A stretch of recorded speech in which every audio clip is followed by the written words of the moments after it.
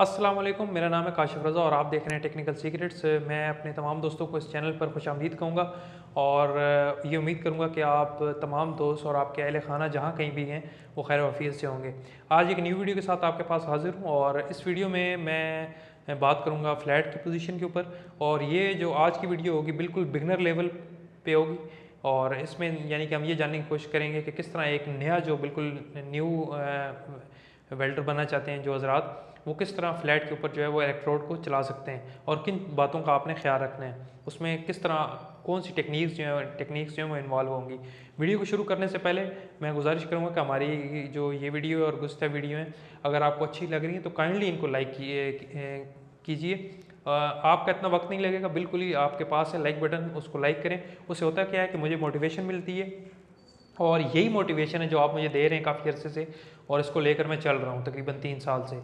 तो अगर आप मुझे मोटिवेट करते रहेंगे तो मुझे ये फ़ील होता रहेगा कि आपको मेरा कंटेंट अच्छा लगता है, तो मैं फ़र्दर भी काफ़ी जो वीडियोज़ जो हैं वो बनाता रहूँगा। आज की वीडियो में स्पेसिफिकली हम बात करेंगे स्टिक वेल्डिंग की।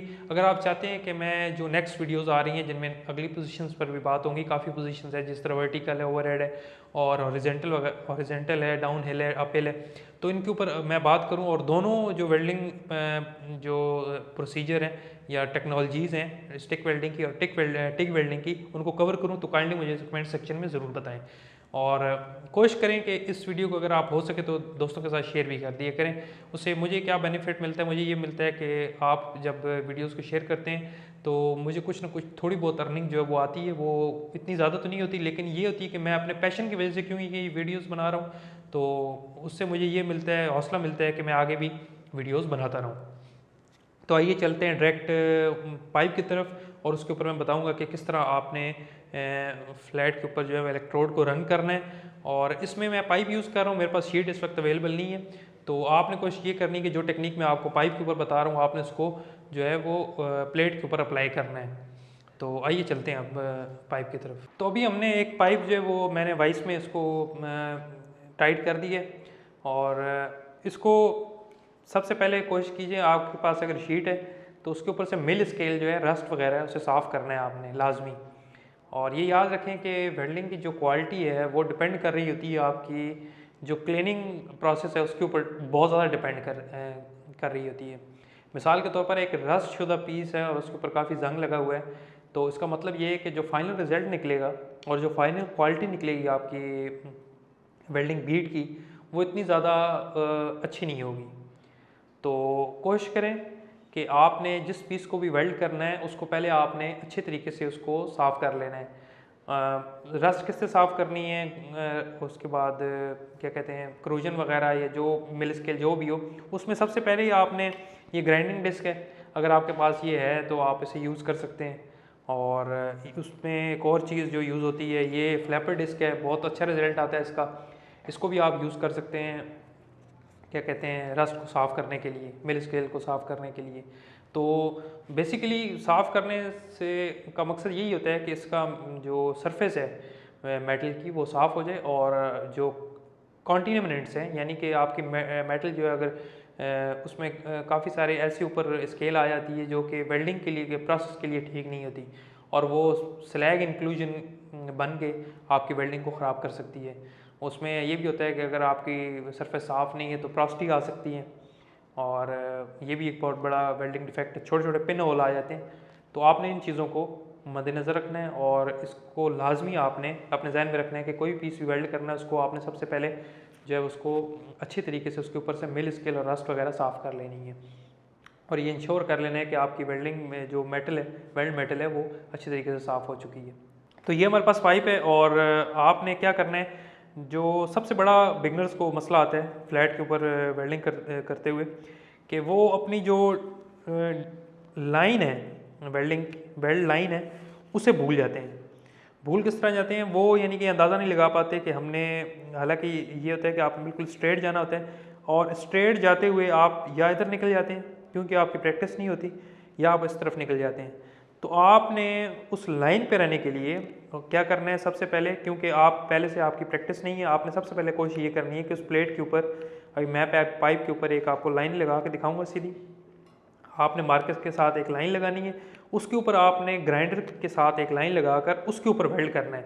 ताकि आप वेल्ड करते हुए आप जो आपकी लाइन है वो टेढ़ी ना हो और आपका हाथ जो है बिल्कुल स्मूथ एक ही डायरेक्शन में चले। तो इस चीज़ को इंश्योर करने के लिए इस चीज़ को बार बार यानी कि आप प्रैक्टिस करेंगे तो आपका जो ऑटोमेटिकली जो आपकी डायरेक्शन है हाथ की, जिस तरह आप वेल्डिंग करेंगे तो डायरेक्शन आप भूल नहीं पाएंगे। तो ये लाइन लगाने का मकसद ये है कि जब बार बार आप इसके ऊपर इलेक्ट्रोड चलाएंगे तो आपका हाथ जो है वो इधर उधर नहीं निकलेगा और सही डायरेक्शन पर आप जो है वेल्डिंग बीड लगा सकेंगे या वेल्डिंग पास लगा सकेंगे। अब इसके ऊपर मैं लाइन लगाता हूँ एक, तो लाइन लगाने के बाद हम जो है वो वेल्डिंग का प्रोसेस जो है वो शुरू करते हैं। तो अभी हमने ये एक पीस जो है उसको जो बिल्कुल उसमें से रस्ट ख़त्म कर दी है और डिज़ायर्ड जो हमारा एरिया था जहाँ पर हमने वेल्डिंग करनी थी उसको हमने साफ़ कर लिया है। तो यहाँ पर हमें एक मार्कर के साथ लाइन लगा लेते हैं।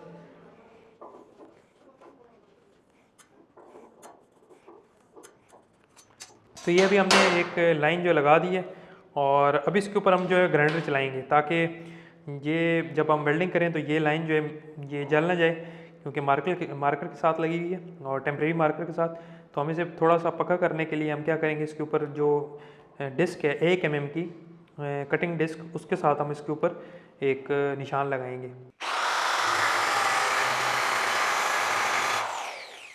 तो अभी हमारे पास ये एक इलेक्ट्रोड मौजूद है और ये इलेक्ट्रोड बेसिकली 6013 का है और इसके बारे में थोड़ा सा मैं आपको बताता चलूँ कि ये 2.5 mm इसका कोर साइज़ है, यानी कि ये तकरीबन 2.5 मिलीमीटर का है और काफ़ी जगह पर इसको गेज की वजह से 12 नंबर भी कहा जाता है।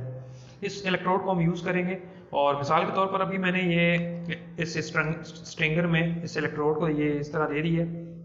तो अगर आप गौर करें तो अब इसकी जो लेंथ है वो काफ़ी बड़ी है इलेक्ट्रोड की, और अगर हम इसे इस तरह चलाएं तो ये पोजीशन आएगी। ये बेसिकली पोजीशन गलत है क्योंकि इलेक्ट्रोड बहुत बड़ा है और इसको इस पोजीशन को ठीक करने के लिए, क्योंकि हमने जो इलेक्ट्रोड का एंगल है उसे तकरीबन 70 या 80 आपने इलेक्ट्रोड को एंगल देना है हाथ से।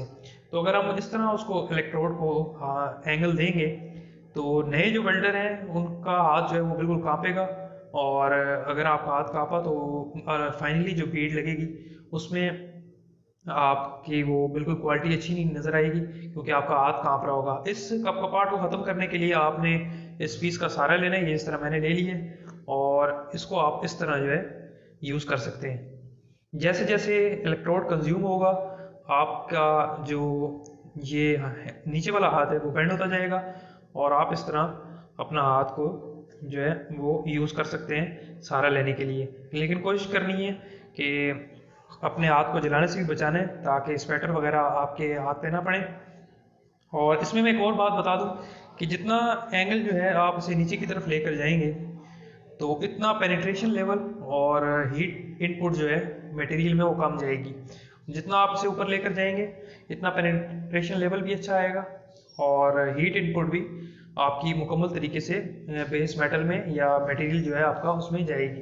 तो आपने ये कोशिश करनी है कि आपने इस तरह सहारा लेकर उसको यूज़ करना है। एक और मैं बात बताता चलूँ, जब आप अगर आप इस तरीके से इसको इलेक्ट्रोड को यूज़ करेंगे तो इस तरीके से क्या होगा कि ये जो फ्लक्स ऊपर लगा हुआ है इलेक्ट्रोड के ये शामिल हो जाएगा आपकी वेल्डिंग में, और उसकी वजह से जो है वो काफ़ी सारे डिफेक्ट्स, वेल्डिंग के डिफेक्ट्स जो है वो आज मिसाल के तौर पर अगर ये फ्लैक्स शामिल हो गया तो फ्लक्स इंक्लूजन हो जाएगी और स्लैग इंक्लूजन भी होगी अगर फ्लक्स जल के शामिल होता है आपकी वेल्डिंग में। तो आपने इस चीज़ का ख्याल रखना है। और इस एंगल का एक और भी जो बड़ा नुकसान ये है कि मुकम्मल तरीके से जो इलेक्ट्रोड के ऊपर फ्लक्स है वो आपके जो वेल्डिंग एरिया है उसको शील्ड नहीं कर पाता।